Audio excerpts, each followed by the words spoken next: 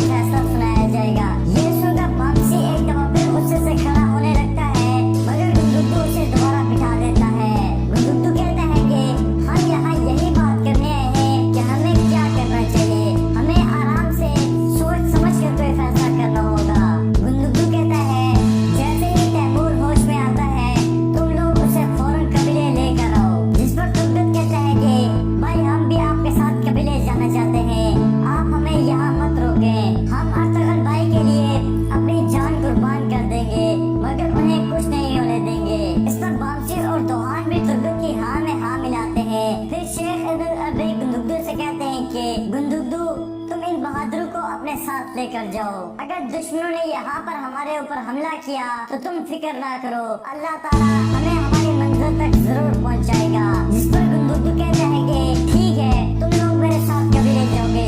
ये सुनकर अर्तगल के सिपाही उसका शुक्रिया अदा करते हैं। फिर जब एक बार अर्तगल के सिपाही से कहते हैं कि तुम लोग हवेली के दाखिली रास्ते पर मेरा इंतजार करना, मैं तुम लोगों को अंदर ले जाने के कुछ तरीका निकालता हूँ। नाज़रीन, इसके बाद आप देखें कि नोयान के पड़ाव में नोयान एक मिट्टी की कब्र बनाकर उसमें लेटा है, जबकि बाकी दूर जा रहा है और उसके इर्द गिर्द बहुत से मंगोल सिपाही बैठे हैं।